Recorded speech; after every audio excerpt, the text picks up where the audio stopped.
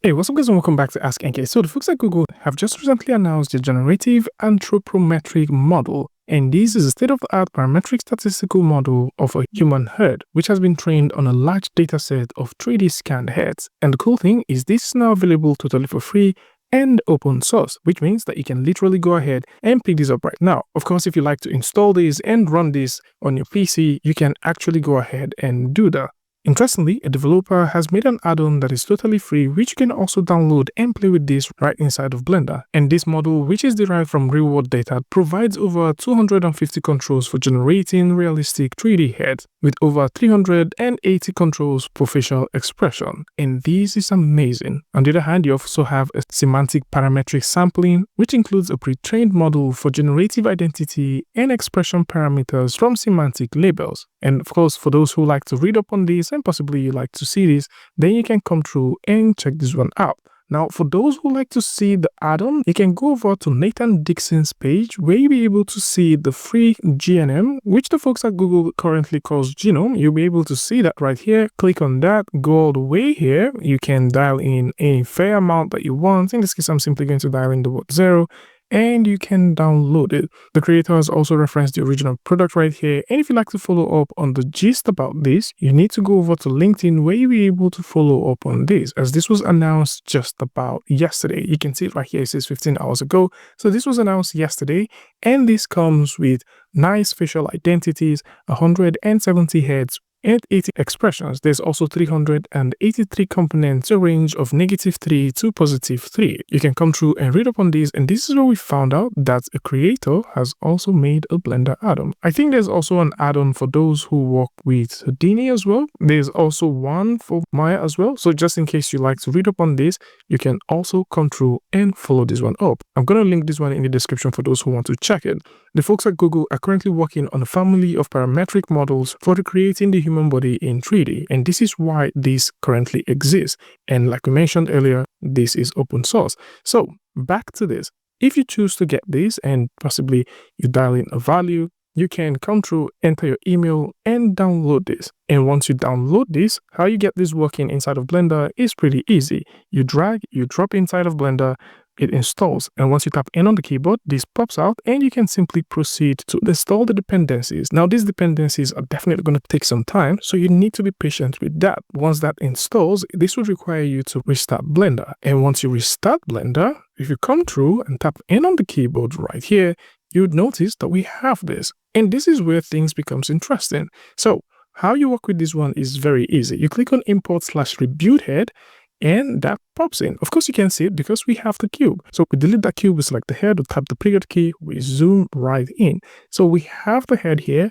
We have sections for like presets. So if there are presets that you've built, you can actually just simply load them in here. You can import, export, do all of those stuff if you want. Down over here, we have the randomize Cs. So from here is where we can randomize stuff. At this point, this is set to what it is. If we go in and click on the refresh button, this should randomize that. How we get this updating on the viewport is by simply going down here and clicking on the word update. And that automatically updates it. We can also select between female and male genders, depending on the character type that we're going for.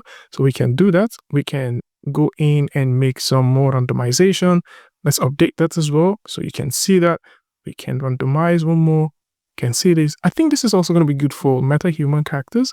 And if you work with tools like Character Creator or the Human Generator and you're looking for a nice new character head that you can use to replace stuff, this is definitely going to come in handy. If you're looking for a face tool, which you can use to create random heads as well, then this is also superb. So you can make random heads with this one and just simply update them. And like we mentioned, you can choose the gender and you can also choose the ethnicity. So in this case, if we select Asian, that automatically updates.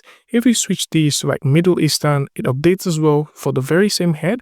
And if we go ahead and set this to black, it updates as well for the very same head. So this has been trained on a lot of data, and we can set these to maybe Asian one more time, or maybe just simply set this to black and make some randomizations, update that to see it. And this looks really cool.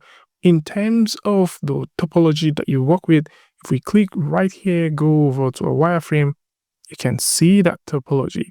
this is something that a quick remesh and the wrapping can fix. And of course, if you like to just simply proceed to make more models, you can actually do all of these. We can go back and set this to female, and we're simply going to update that. If we go over to blend, we can choose to blend stuff between ethnicity and male and female. So in this case, this is set 50-50. So we can make some blending. We can choose between the ethnicity, maybe mixed Middle Asian with a white person. We can do that. So we can actually get some nice looking stuff like so. We would like this to be fully female, or would like this to be fully male. All right, so this gives you a 50-50 thing which you can play with. So in terms of blending stuff, you do have these options which you can use to blend from A to B and also from female to male. For the advanced options, there are some very nice advanced options that are right here, which you can also explore. So you can use these to blend shape in between stuff. So we can blend shape from there, do another nice blend shaping from here, do another cool blend shaping from here. All of these are here. We can also choose to play with the expression as well. So in this case, this has the happy expression. We can go ahead and take a look at the squint expression. That looks nice. We can also go ahead and take a look at the disgust expression. We can also look at the surprise expression as well. And we can also choose to blend stuff. In this case, happy and surprise seems to be like 50-50. We can make this all surprise and we can make this all happy and mix these things together. We can mirror things from right to left, and we've got some nice advanced poses which has to do with the eyes, the mouth, the tongue, and also the iris. And for posing, you've got some nice cool poses that has to do with the neck, so you can pose the character up and down, you can pose the character left and right, and you can actually move the head how you want the head to move. So maybe we'd like to just tilt this. Let's set this back to 0. If we like to tilt this maybe about that much, we can do that, and we can move the head about that much as well. So you do have these nice things well put together, and a huge shout out to this creator for making this add-on, because without this add-on, I bet a lot of people will not even know how to get this thing sorted out. So at this point, for those who like to grab this, you can simply come through and check this out. The folks at Google have put together this nice new ecosystem that they're building, and they've currently released the head model totally for free, as the parametric 3D static model and face, which is now here, is one step forward to making full open source digital humans that creators may possibly like to work with. So this is it. Tell me what you guys think about this one in the comment section. Links to all of this is going to be in the description, alongside links to the post as well will be in the description, so do well to check it out. Tell me what you guys think about this one in the comment section, and until I see you guys in the next one, peace.